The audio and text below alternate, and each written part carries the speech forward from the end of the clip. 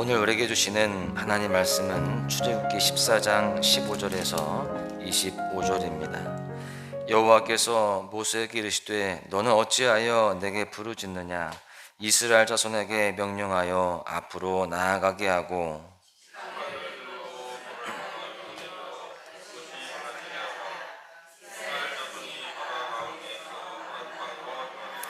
내가 애굽 사람들의 마음을 완악하게 할 것인즉 그들이 그 뒤를 따라 들어갈 것이라.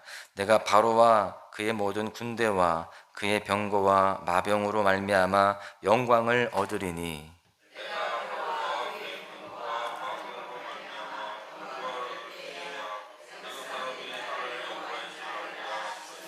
이스라엘 진 앞에 가던 하나님의 사자가 그들의 뒤로 옮겨가매 구름 기둥도 앞에서 그 뒤로 옮겨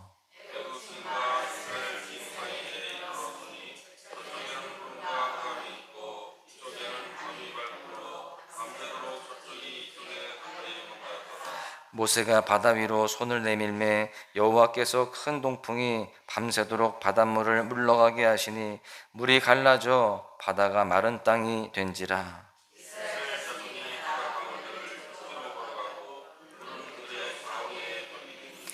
애굽 사람들과 바로의 말들 병거들과 그 마병들이 다 그들의 뒤를 추격하여 바다 가운데로 들어오는지라.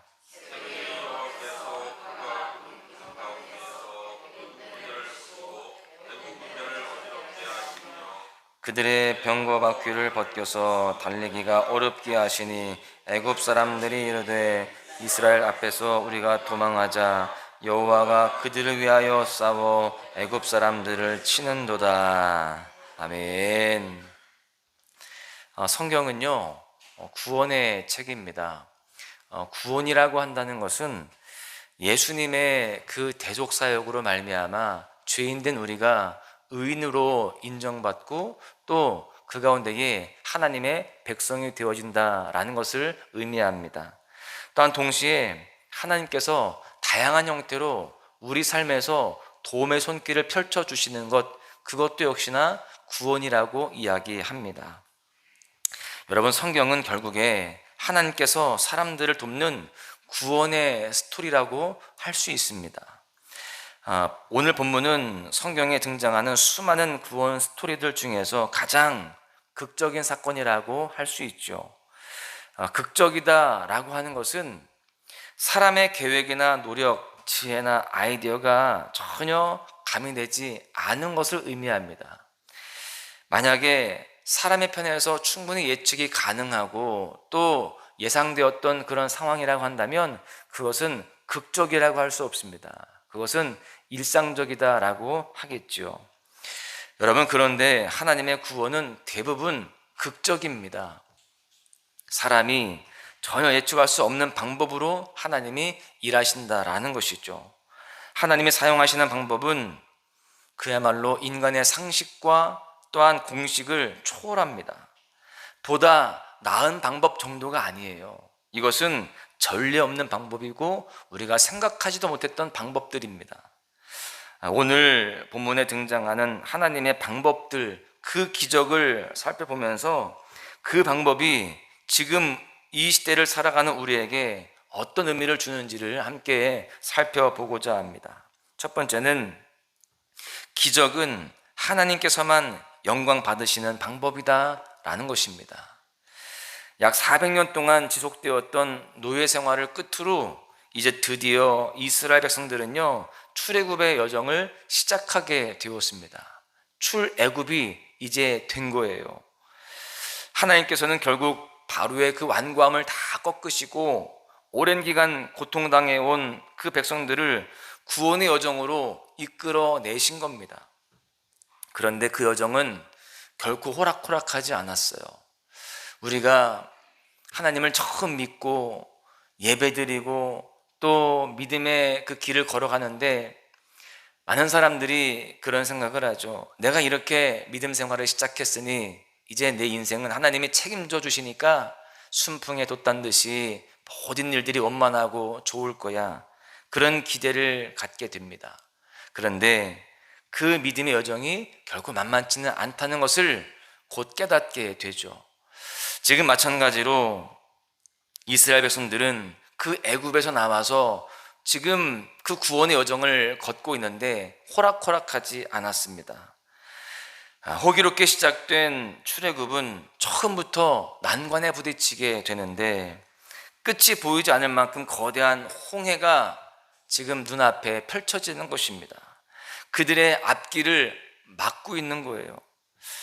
여러분, 거기에서 끝나지 않습니다. 더욱 완악해진 애굽왕 바로가 그의 병거와 마병을 이끌고서 이스라엘 백성들을 그 뒤를 쫓기 시작하는 겁니다. 진퇴양난이라고 하죠. 이 진퇴양난의 상황 속에서 모세는 이렇다 할 방법을 모색하지 못합니다. 사실 인간적인 그런 생각 속에서는요, 방법이 없습니다. 어떻게 할 수가 없어요. 또 나름대로 전략을 짜고 심사숙고할 만한 그러한 시간적 여유도 없는 그런 상황이었습니다. 그야말로 절망적이었어요. 하나님은 이처럼 인간의 절망 가운데 찾아오시고 일하십니다.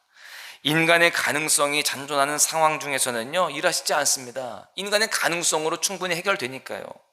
여러분, 그렇습니다. 구원이라는 것은 철저히 하나님께만 그 가능성을 찾아볼 수 있는 사건인 것입니다.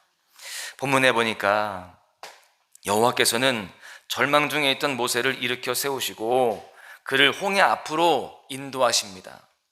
모세가 할 수 있는 일은 하나님의 말씀대로 지팡이를 들고 손을 내미는 것뿐이었어요. 어찌 보면은 이것은 일반 상식적으로 생각할 때에 아무런 도움이 되지 않는 그러한 행동이었습니다. 백성들이 몰살당할 그런 판국의 지도자인 모세는 백성들에게 어찌됐든 헤엄쳐서라도 건너가라 라고 하는 가망성이 좀 없지만 그래도 해볼 만한 그런 명령을 내리거나 또는 무조건 항복하자, 다시금 돌아가자, 이런 가장 손쉬운 방법을 그렇게 명령하거나 또 그렇게 의견을 제시하는 것이 아니었습니다. 어찌 보면은 정말 무책임하게 지팡이를 들고 손을 내미는 그런 행동을 하고 있는 겁니다. 그런데 놀랍게도요, 기적은 그때부터 시작이 됩니다. 과학적으로, 물리적으로 이해할 수 없는, 이것을 설명할 수 없는 그런 일들이 일어나기 시작하는 거예요. 하나님께서 동풍을 불게 하십니다. 그리고 그 바람으로 홍해 가운데 길을 내시는 거예요. 왜 하나님께서는 이런 전무후무한 방법으로 출애굽의 첫 난관을 해결하셨을까요? 이 역사적인 구원 사건 가운데 오직 하나님의 영광만을 드러내시기 위함이었습니다. 동시에 구원은 전적으로 하나님께서 하시는 일이다라는 것을 깨닫게 하시기 위함이에요. 그래서 모든 백성들로 하여금 하나님이 우리를 구원하셨구나 라는 것을 고백하게 하기 위함이었다는 거예요. 여러분, 저는 목회를 하면서 우리 성도님들과 대화하고 또 신방하면서 많은 도전들을 받습니다. 우리 성도님들께 이야기를 듣다 보면은 인생의 간증들을 듣게 되거든요. 근데 그 간증들을 들어보면은 정말 회복될 수 없는 그 실패 속에서 기적적으로 회복이 되었다는 거예요. 사업이 다 망했는데 기적적으로 다시 회복되어지고, 또 합격할 수 없는 그런 상황인데 정말 하나님의 은혜로 기적적으로 합격이 되어지고, 또 해결될 수 없는 그런 문제 가운데에 하나님의 도우심으로 해결되어지고. 여러분, 이러한 이야기를 하시면서 모든 성도님들이 하나같이 이야기하기를 하나님이 하신 거다고, 하나님의 그 은혜가 있었다라고 하면서 하나님께 영광 돌리는 것을 제가 듣게 됩니다. 여러분, 우리 모두는 이러한 고백이 날마다 있어야 되는 거예요. 할렐루야. 내 삶 속에서 하나님께서 기적적으로 행하신 일들을 묵상하면서 그 모든 것이 하나님의 은혜임을 날마다 고백할 수 있어야 되는 것입니다. 그 고백으로 하나님이 영광을 받으시고, 그 영광 받으시는 것을 하나님은 기뻐하신다라는 것입니다. 저는 확신합니다. 그렇게 하나님께 영광 돌리는 그러한 모습을 가진 사람들은 하나님이 더 큰 기적과 은혜로 채우실 것입니다. 왜 그럴까요? 더 큰 영광을 받으실 수 있기 때문에 그렇습니다. 그래서 우리는 날마다 하나님 앞에 나를 구원하여 주시고 내 삶에 은총을 베풀어 주시고 기적적인 일들로 이끌어 가시는 그 하나님의 놀라운 은혜를 감사하며 또한 하나님께 영광 돌려드리며 살아가야 되는 것입니다. 두 번째는요, 내가 해결하려 했던 문제를 하나님께 맡겨야 한다라는 것입니다. 하나님은 기적을 통해서 우리의 삶을 구원하시고 또 우리에게 은총을 베풀어 주십니다. 그 하나님께 다 맡겨야 되는 거예요. 내가 해결하려고 하지 말고 또 그 누군가를 의지하는 것이 아니라 하나님을 의지하면서 하나님께 맡길 때에 하나님이 기적적인 방법, 내가 상상할 수도 없었던 놀라운 일들을 통하여서 우리의 삶을 회복시켜 주시고 또 은혜로 이끌어 가시는 것입니다. 여러분, 그 당시 애굽은 가장 강력한 강대국이었습니다. 범접할 수 없는 막강한 군사력과 또 경제력을 가지고 있었단 말이에요. 이스라엘 백성들이 홍해를 건너서 광야길을 지나서 가나안 땅을 가는 동안, 여러분, 만약에 지금 이 홍해 사건이 있지 않은 상태에서 그렇게 순조롭게 홍해를 지나 광야의 길로 그렇게 나아간다 했을 때 애굽의 그 바로 왕과 그의 부하들이 가만히 있었을까요? 가만히 생각해 보니까 도저히 안 되겠는 거예요. 그 노예들을 다시금 붙잡아 와야겠다, 그런 생각을 할 수밖에 없었을 것입니다. 기적적으로 홍해를 그렇게 건너가고 광야길로 간다 할지라도 바로와 그의 군사들이 이 홍해길이 아닌 왕의 대로가 있거든요. 돌아가는 길이지만 그들에게는 기동력이 있습니다. 그 기동력을 가지고 금세 따라잡을 수 있는 것입니다. 즉, 이 바로의 군대를 해결하지 않으면 출애굽의 여정은 언제 공격당할지 모르는 매우 위험한 행보가 될 수밖에 없었습니다. 사실 이스라엘 백성들이요, 광야에서도 전쟁을 치른 적이 있어요.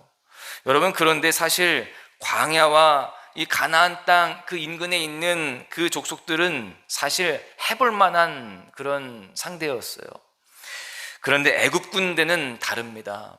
애굽 군대의 그 규모와 군사력은 이스라엘 백성들이 감히 범접할 수 없는 막강한 군사력을 가지고 있었습니다. 하나님께서는 이 모든 상황을 다 알고 계시는 것이죠. 물론 하나님께서 손을 펼치시면 이기기도 하겠지만 이스라엘 백성들의 마음에는 애국 군대가 쫓아오면 어떻게 하지, 이런 염려와 근심들이 항상 있었을 겁니다. 늘 뒤가 불편했을 거예요. 애국 군대를 해결해야만 출애굽 여정이 안전하다, 그리고 이스라엘 백성들의 마음이 또 편안하다, 이걸 알고 계셨던 거예요. 애굽 왕 바로와 그의 군대는 이스라엘 백성들에게 끈질긴 고통의 문제이면서 동시에 그들이 스스로 해결할 수 없는 난제이기도 했습니다. 정말 마음속에 늘 고민되어지고 또 걱정이 되어지는 그런 난제였어요. 해결할 수 없는 그런 난제였습니다. 인생을 살다 보면 우리도 이러한 문제를 마주하게 되죠. 분명히 고통스럽습니다. 너무나도 불편하고 힘든 상황이에요. 그런데 내가 어찌할 수 없는 그러한 문제들이 있다라는 것이죠. 여러분, 사람과의 관계가 그렇고요. 분명히 문제인데 내 뜻대로 되지 않아요. 또 가정 안에서 내 남편의 문제, 내 아내의 문제 손쉽게 되지 않습니다. 특별히 내 자녀의 문제 잘 되지 않습니다. 또 진로의 문제도 그렇고, 여러분, 우리 인생에 있어서 많은 그런 문제들이 쉽게 해결되지 않는 난제로 남아있기도 합니다. 다윗에게도 이러한 난제가 있었어요. 바로 사울 왕입니다. 자신을 증오해서 죽이려고 하는 그 사울이라고 하는 존재는 다윗에게 오래된 고통의 문제였습니다. 오래된 고통의 문제였지만 스스로 해결할 수 없는 거예요. 왜요? 사울은 그 나라의 왕이기도 했고 또 자기의 장인이기도 했습니다. 그러한 사람을 죽일 수도 없었습니다. 여러분, 우리는 인생의 모든 문제를 내 스스로 해결할 수 있다라고 하는 교만과 망상을 하나님 앞에 내려놓아야 됩니다. 물론 내 노력과 또 내 어떤 절제함, 또 나의 어떤 그러한 여러 가지 그런 경험으로 인하여서 해결할 수 있는 문제들도 있을 거예요. 그러나 오직 하나님만이 해결하실 수 있는 고통의 문제도 분명히 존재합니다. 그래서 우리는 어떤 문제든지 하나님께 내어 맡겨야 한다라는 그러한 믿음의 태도가 있어야 되는 거예요. 이스라엘 백성들에게 애굽의 바로와 그의 부대가 바로 이와 같은 난제였습니다. 스스로 해결할 수가 없는 난제였어요. 하나님께서는 결국 이 난제를 손수 해결하십니다. 애굽의 군대가 이스라엘 백성들을 뒤쫓아 홍해길로 들어서는 그런 상황 속에서 그 병거, 그 바퀴가 다 빠지게 하는 거예요. 그래서 기동력을 잃게 만들었고요, 일사불란하게 움직이던 그 조직력을 와해시켜 버렸습니다. 급기야는 그 홍해가 다시 닫힘으로 인하여서 그들을 전부 수장시킵니다. 여러분, 내가 해결하려던 문제를 하나님께 맡기고 또 그렇게 다 아뢰야 됩니다. 내가 해결하려고 하면은요, 오히려 그 문제가 해결되는 게 아니라 더 가중이 되는 경우들도 많습니다. 왜 그럴까요? 하나님께서 나에게 맡겨라 라고 하는 사인을 주시는 것이죠. 네가 해결하면 그거 안 돼. 더 그 문제는 커질 수밖에 없어. 나에게 조금 더 가까이 와라. 나와 손 잡자. 여러분, 이러한 메시지인 것을 깨닫고 또 그렇게 하나님 앞에 나아갈 수 있도록 오히려 더 큰 문제로 나아가게 되는 것이기도 합니다. 여러분, 우리는 그래서 이 말씀을 반드시 기억해야 됩니다. 시편 37편 5절입니다. 내 길을 여호와께 맡기라. 그를 의지하면 그가 이루시고. 할렐루야. 하나님께 맡길 때에 하나님이 이루어 주십니다. 해결하여 주시고 그 문제 가운데에 손대어 주셔서 기적이 일어나게 되는 것입니다. 우리 모두는 이 시편 기자의 고백처럼 인생의 난제를 여호와께 맡김으로 후유증이나 부작용이 없이 완벽하게 해결하시는 하나님의 능력을 경험해야 할 줄로 믿습니다. 그렇게 애굽 군대가 다 수장이 되니까요, 이 광야길에서 적어도 애굽 때문에 고민하지는 않습니다. 완벽하게 그 난제를 해결하시는 거예요. 우리 인생에 있어서 많은 난제가 있고 또 해결하기 힘든 많은 상황들이 있을 수 있습니다. 내가 해결해봤자 해결되지도 않고 문제만 더 커지게 되죠. 조금 나아졌다 할지라도 그게 완벽하게 해결되지 않습니다. 어느 순간 또다시 그것이 수면 위에 올라올 때가 있는 거예요.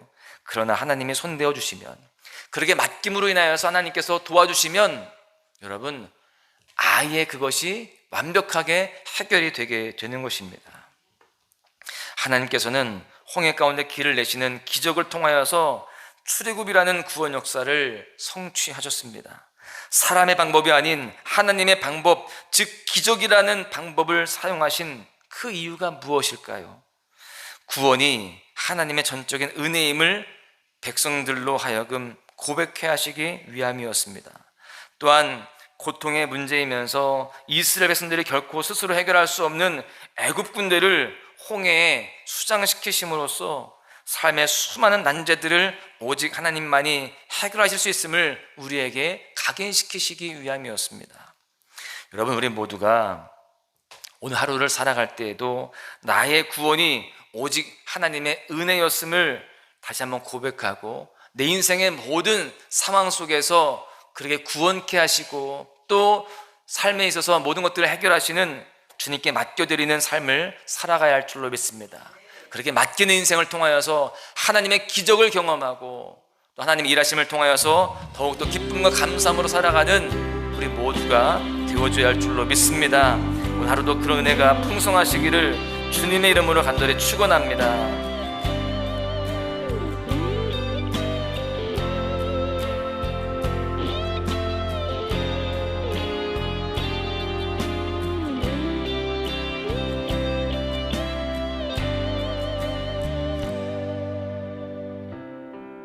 기도를 멈추지 마라. 눈앞의 상황이 마음을 눌러도 원망치 마라. 너의 입을 지켜라. 저들은 너의 입을 보고 있다. 마음을 뺏기지 마라. 내가 널 도우지 않는단 소리에 너의 모든 게 불리해도 너는 기도를 계속해라. 너 기도를 멈추지 마라. 내가 너의 그 모든 상황을 바로 역전시키리니 너 기도를 멈추지 마라. 내가 잠시도 쉬지 않고 모든 걸 지켜보고 있으니 바로 역전되리라.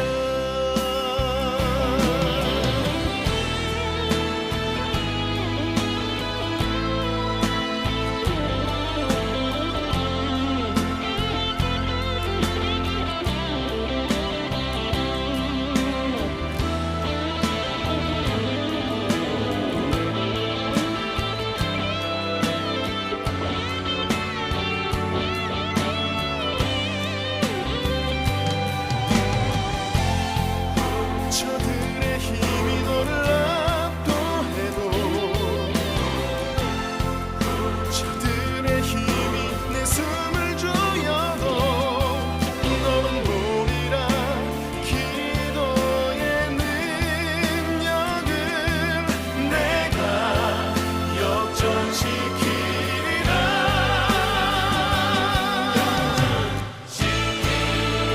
너 기도를 멈추지 마라. 내가 너의 그 모든 상황을 바로 역전시키리니 너 기도를 멈추지 마라. 내가 잠시도 쉬지 않고 모든 걸 지켜보고 있으니 너 기도를 멈추지 마라. 내가 너의 그 모든 상황을 바로 역전시키리니